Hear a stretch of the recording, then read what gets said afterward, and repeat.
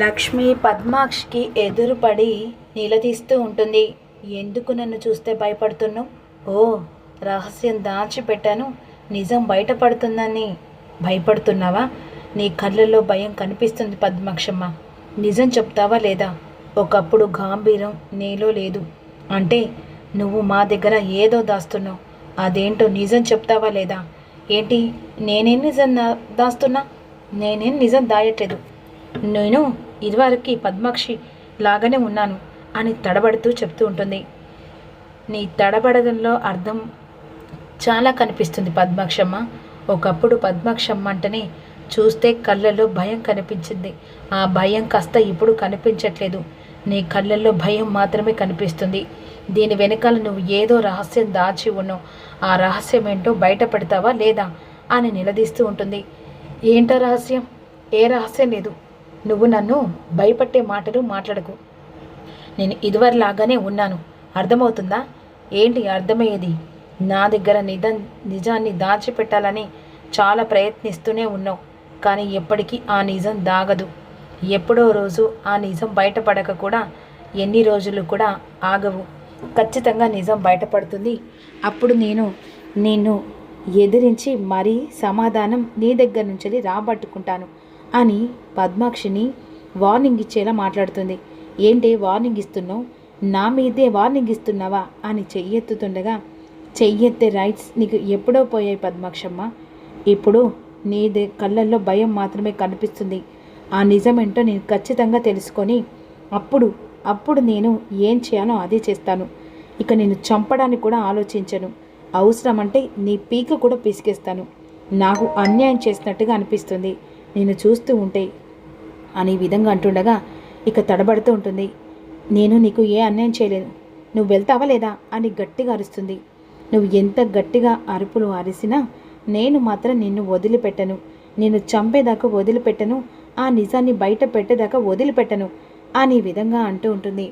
ఇదిలా ఉండగా ఇక అన్నీ చూసిన తర్వాత అంబిక షాక్ అయిపోతుంది. ప్రతి ఒక్క ఫైల్ని ఎదురు తిరిగి చూపిస్తూ వెంటనే అన్నీ ఇక చూశాక నిజాన్ని తెలుసుకుంటుంది. ఈలోపు ప్రతి ఒక్క ఫైళ్ళల్లో ప్రతి ఒక్క ప్రాజెక్టుకి విహారీ, అంతేకాకుండా ఈ అధికారం విహారీ చేతుల్నే ఉంది అని విధంగా అంబిక ఆ ఫైళ్లను చూసి నిజాన్ని తెలుసుకుంటుంది. ఇప్పుడు ఖచ్చితంగా విహారీ గారిని చంపేస్తేనే నా చేతికి ఈ కోట్ల సంపాదన వస్తుంది. ఇప్పుడు ఇవన్నీ చూసిన తర్వాత ఈ కోట్లను నేనెలా దూరం చేసుకోను. వీన్ని ఎలాగైనా చంపేస్తాను. ఆ కోట్ల విలువ సంపద నా చేతికి చెక్కించుకుంటాను అనే విధంగా నిర్ణయించుకుంటుంది. వెంటనే అంబిక ఫైల్ మీద సంతకం పెట్టించుకునడానికి విహారీ క్యాబిన్ దగ్గరికి వెళ్తూ చేతిలో గన్ పట్టుకొని వెళ్తూ ఉంటుంది. ఈరోజు వీడు నా చేతిలో చస్తాడు, వాని చేత్తో నీ సంతకం పెట్టించుకొని ఈ కోట్ల బిజినెస్కి నేను వారసురాలని అవుతాను అని రివాల్వర్ పట్టుకొని ఇక వెంటనే క్యాబిన్లోకి వెళ్తుండగా ఇక తను వచ్చి ఇక నేను డబ్బుకు కకృతి పడేదాన్ని కాను అని చెప్పేసి లక్ష్మి మాటలు గుర్తు చేసుకుంటూ తన అభిమానాన్ని గుర్తు చేసుకుంటూ ఆలోచిస్తూ ఉంటాడు. ఈలోపు అంబిక వస్తుంది. ఏంటత్తయ్య ఇలా వచ్చావు అని అంటుండగా అదే సమయానికి సుభాష్ వస్తాడు. విహారీ అని చెప్పేసేసరికి వెంటనే ఉలిక్కిపడి ఇక ఫైల్ కింద ఉన్న గన్ను కాస్త చేతిలో జారి కింద పడిపోతుంది. ఏంటి గన్ను? అసలు ఈ గన్ను నీ చేతిలో ఎలా వచ్చింది అనే విధంగా ఆ గన్ తీసుకొని విహారీ అంబికను నిలదీస్తూ ఉంటాడు. అంటే ఈ గన్ను నీ చేతిలో వచ్చిందంటే నన్ను చంపడానికి ఈ గన్ను పట్టుకొచ్చావు కదా అనే విధంగా విహారీ అడుగుతుండగా, లేదురా, ఖచ్చితంగా నువ్వు నన్ను చంపడానికే పక్కగా ప్లాన్ చేసినట్టుగా అనిపిస్తుంది. అంటే నువ్వు నన్ను చంపి ఆస్తి, ఈ కోట్ల అధిపతి నీ చేతిలో తీసుకోవాలనుకుంటున్నావా? అంటే ఎన్ని రోజులు నన్ను తాగుడికి బానిస చేసి ఆస్తి మొత్తం నీ చేతుల్లో వచ్చేలా చేసుకొని ఈరోజు మళ్ళీ నన్ను చంపి ఏకంగా ఆస్తి నీ చేతిలో రాబట్టుకోవడానికి ఈ నా వెనకాల మంచితనాన్ని ఒక ముసుగు వేసుకొని నాటకం ఆడుతున్నావా? లేదురా, నువ్వు తప్పుగా ఆలోచిస్తున్నావు.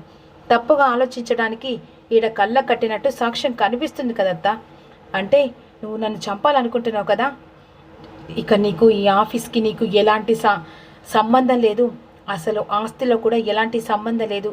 ఇక నువ్వు వెంటనే ఇంట్లో నుంచి వెళ్ళిపో కట్టుబట్టలతోని అనే విధంగా అంటుండగా, నువ్వు తప్పుగా అర్థం చేసుకుంటున్నావురా, నేను ఏ తప్పు చేయలేదురా. చేశావు, ఇప్పుడు నన్ను చంపే ప్రయత్నం చేశావు. అవునరా చేశాను.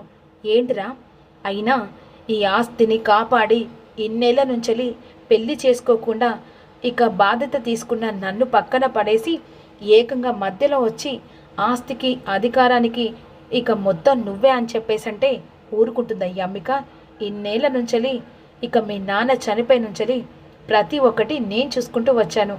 అప్పుడు ఇప్పుడు ఏకంగా నేను పక్కకు తప్పుకొని ఇప్పుడు నీ చేతిలో అధికారం పెట్టి నేను చేతులు ముడుచుకొని కూర్చోవాలనుకుంటున్నావా?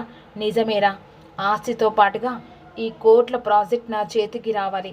నిన్ను చంపాలనుకుంటున్నాను. అయితే ఏంటిరా, నా నిజ స్వరూపం ఇదే. ఆస్తి కోసం నేను మంచితనంగా మారాను, నటించాను. కానీ నా చేతికి ఆస్తి వచ్చింది. కానీ కోట్ల ప్రాజెక్ట్ నా చేతికి రావాలంటే నువ్వు చావాలి కదా. ఎందుకంటే తదనంతరం ఆస్తి ఈ కోట్ల అధిపతికి ఏకైక వారసుడు నువ్వే అని చెప్పేసి మీ నాన్న ఆ ఫైల్లో రాశాడు. కాబట్టి నేను చంపడానికే వచ్చానురా. అంటే నీ వెనకాల ఇంత కుట్ర పెట్టుకున్నావా? అవునరా, కుట్రే పెట్టుకున్నాను. అయితే ఏం చేస్తావురా? వదిలిపెట్టను, నేను చంపేస్తానని చెప్పేసి వెంటనే అంబిక గొంతు పట్టుకుంటాడు ఇక విహారీ. మరోవైపు లక్ష్మి వార్నింగ్ ఇచ్చి వెళ్ళిన తర్వాత ఒక్కసారిగా కార్ స్టార్ట్ అవుతుందని చెప్పేసి వెంటనే శాస్త్రం వచ్చి వెనకాల భుజం మీద చెయ్యి వేసరికి పద్మాక్షి ఉలిక్కి పడుతుంది. ఆ లక్ష్మి వచ్చి నన్ను బెదిరించింది, అది వార్నింగ్ అని చెప్పేసి అంటుంది. ఏంటమ్మా, ఏం మాట్లాడుతున్నా అర్థమవుతుందా? అవును శాస్త్ర, ఆ లక్ష్మి వచ్చి ఇందాక నన్ను బెదిరించింది, నా నిజాన్ని బయట పెట్టండి. ఆ నిజం బయట పెట్టలేక నా గుండెల నేనే దాచుకున్నాను. ఏంటమ్మా నువ్వేం మాట్లాడుతున్నావు? లక్ష్మి ఈడికి రావడం ఏంటి? నువ్వు ఆ నిజాన్ని బయట పెట్టడం ఏంటి అమ్మా అని. ఓ, దీనికి నిజం తెలియదు కదా. ఏంటమ్మా, ఏంట నిజం?